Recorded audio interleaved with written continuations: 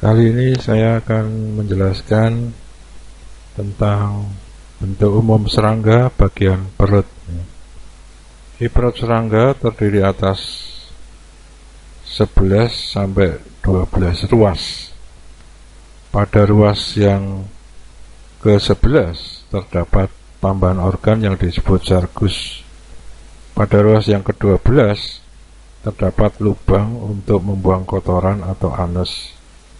Alat reproduksi betina terletak pada ruas ke-7 dan ke-8, sedangkan alat reproduksi jantan terdapat pada batas belakang ruas perut ke-9 pada permukaan bawah.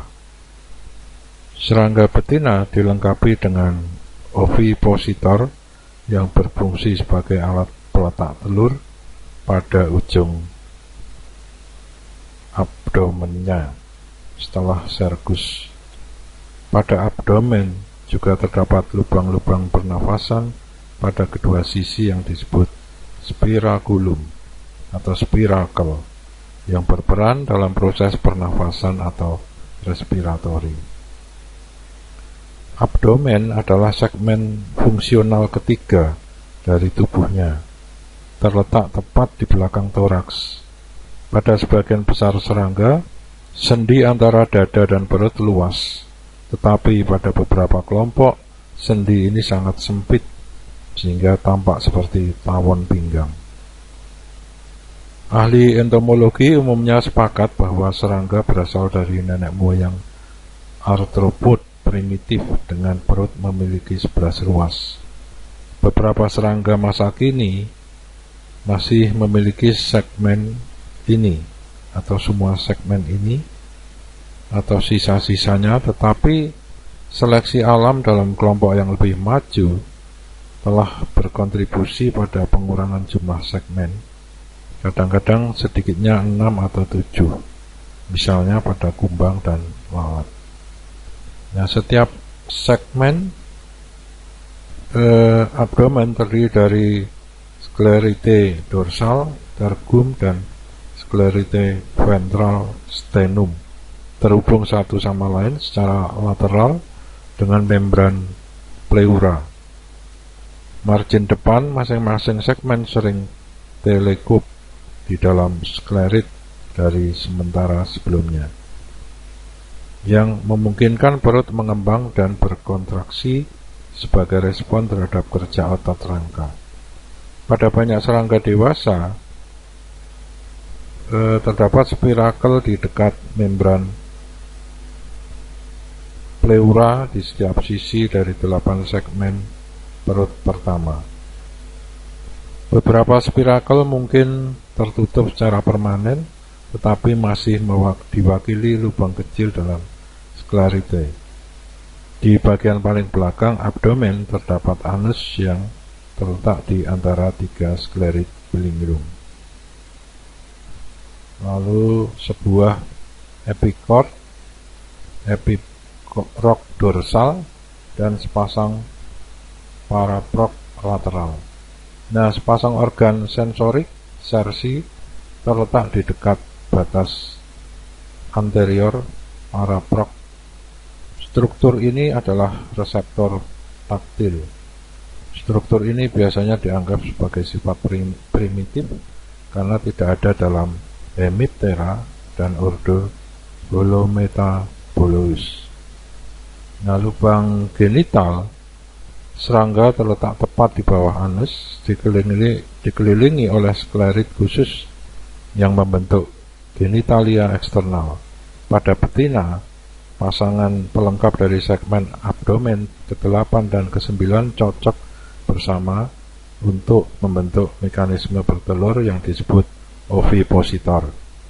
Pelengkap ini terdiri atas 4 valviver dan 6 valvuva. Pada jantan, lubang genital biasanya tertutup dalam edegus seperti tabung yang memasuki tubuh betina selama kawin. Genitalia eksternal juga dapat mencakup sklerit lain yang memfasilitasi kawin atau bertelur. Struktur sklerit genital ini berbeda dari satu spesies ke spesies lain, sehingga biasanya mencegah hibridisasi antar spesies dan juga berfungsi sebagai alat identifikasi yang berharga bagi ahli taksonomi serangga. Sistem pencernaan atau excretoris.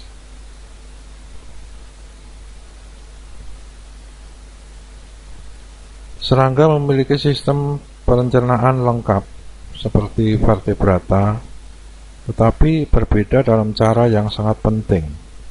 Sistem pencernaan serangga memiliki 3 bagian utama, yaitu foregut, midgut, dan hindgut. Foregut dan hindgut dilapisi dengan kitin, hal sama yang membentuk sebagian besar kerangka serangga. Ketika seekor serangga berganti kulit, ia juga melepaskan lapisan dalam foregut dan hindgut. Kehilangan isi usus menjadi masalah jika serangga bergantung pada mikroorganisme usus untuk membantu pencernaannya. Fauna usus sering hidup di hindgut, misalnya pada rayap. Nah, tiba-tiba fauna usus hilang dan harus diisi ulang dengan setiap ganti kulit.